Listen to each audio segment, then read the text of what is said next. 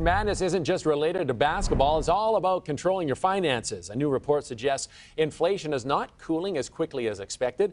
In January, the consumer price index was up 3.1% from a year ago. The impact of inflation is affecting us everywhere. Food prices went up 2.6%, homes went up 6%, car insurance went up more than 20%.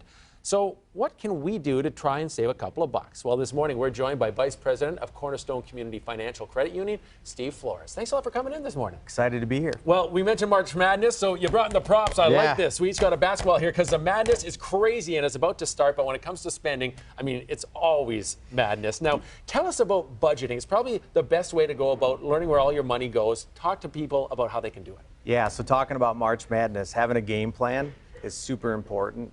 And what we say is start with the budget. Know where your money's going and have a plan that you can stick to because it is madness. Everyone's feeling the cost of inflation and prices going up.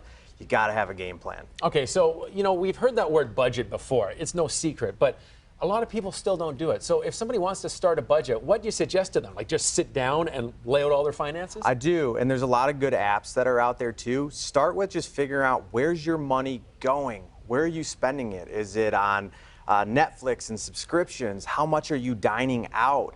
You can really just ask yourself a basic question is it sustainable to keep spending like this? Because cost is up for everybody. We all feel that. So start with just understanding where your money is. Even if you don't know how to structure a budget, where's my money going? That's a great spot. Yeah, and sometimes if you just put it in a spreadsheet or on paper, you actually get a way better idea than when you're keeping it all in your head.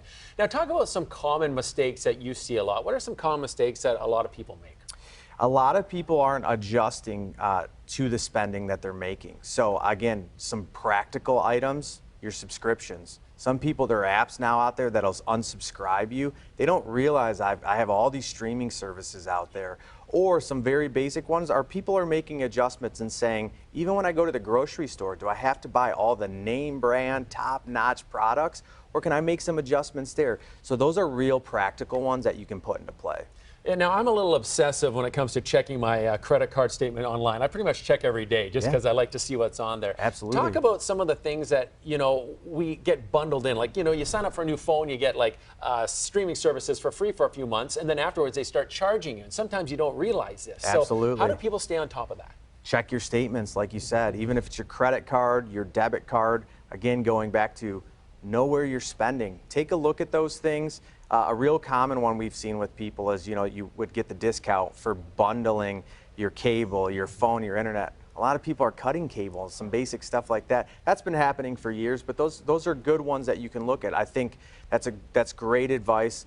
Again, just knowing where your spending's going, look at your statements, look at your app. A lot of times your bank, your credit union, has an app in there that'll show you a little spending wheel and where your money's going. Take a look at that. Yeah, it's sometimes what you don't want to see, but at least you know where that money's being spent, right? That's right. Knowledge is key.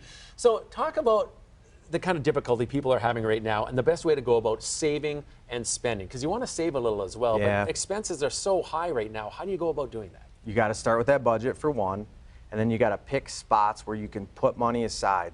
Because the realistic part is, there are hard times for people, and we all experience things that come up that you just don't know for. And if you don't plan ahead and put a little money aside, you can really experience some hardship. So you want to set a little bit aside, figure out what percentage that is for you that you can still live on. Again, going back to how can I maybe cut some corners and save on some spending that I can then put money aside and allocate for future things that come up. Well, like you mentioned, it is madness, and the madness will continue, but some of those tips you provided should help some people guide through that madness a little easier.